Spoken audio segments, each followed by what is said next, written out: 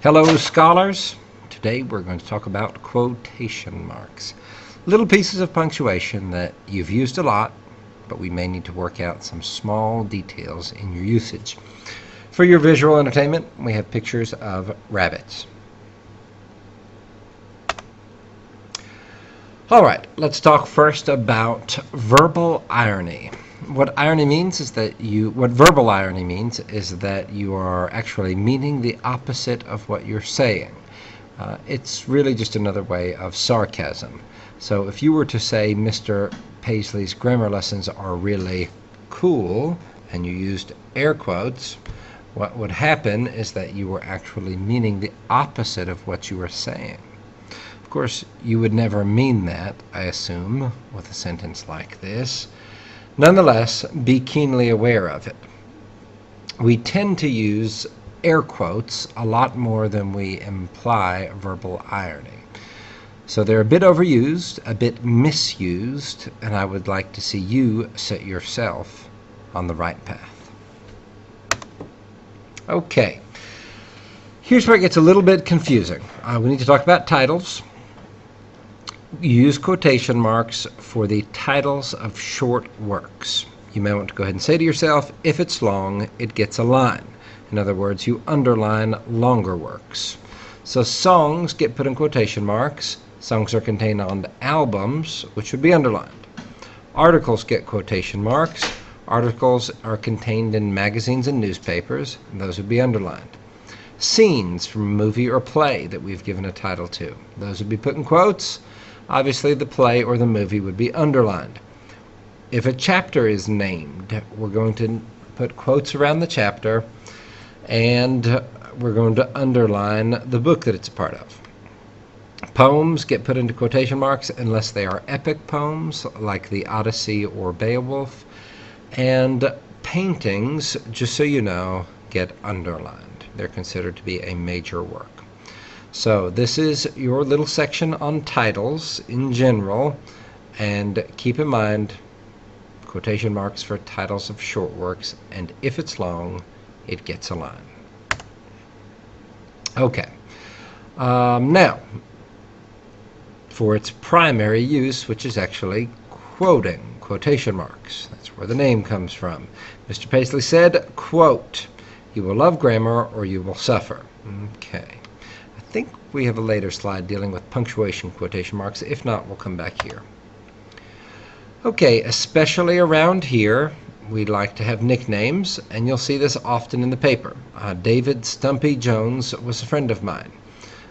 We have, at the making of this video, our sheriff is David Edwards. He has the nickname of Squeak. So often in the newspaper you will see David Squeak Edwards with Squeak in quotation marks.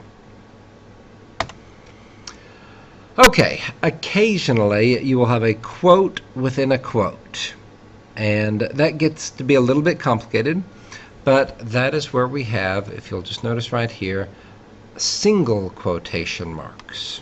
Okay. So the apostrophe button, the computer will do it for you if you use the apostrophe button. If you put an apostrophe before a word and then the apostrophe after, it will flip that first one so that it's a single quote. But that's what you use for a quote within a quote. Okay, here's what I was thinking of before. All right, pay close attention. This will come up on your punctuation test later on, and it's very important to have down. These are American practices. In the UK, they do it otherwise. In the UK, most punctuation is outside of the quotation marks. In the US, however, it's slightly more complicated. Periods and commas are, I really should change that to generally in. There's a couple of cases when they're not. For example, if you had an MLA citation after here, you'd pull the period to the very end. But in most cases, they're inside, and commas are inside as well. However, question marks and exclamation points depend. If they apply to the sentence, they're outside. If they apply to the sentence as a whole. If they apply to the actual quote, then they're inside. Okay, here we go. Let's look at the difference. Mr. Paisley screamed. This is not a question. This is me screaming. The question is here in the quote. Will you ever love grammar? Since the question mark refers to the material inside the quote, the question mark is going to say inside the quotation mark.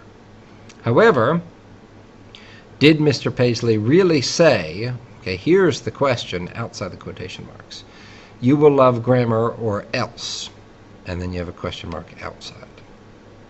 Okay. All right, that's pretty tough stuff. See if you can wrap your head around with it, and we'll be practicing with it some. Now, let's just talk about quotations in general while we're on the topic. Introducing a quote. If you have an introductory word like says, thinks, reiterates, all of these ones up here, you're going to use a comma with that introductory word. So Mr. Paisley says, comma, and then the quote. Okay. If you don't have introductory words, you can use a colon. The novel begins strangely, colon, and then you have the quote that you're wanting to pull there. Okay, take a look at those examples. That's getting pretty intense.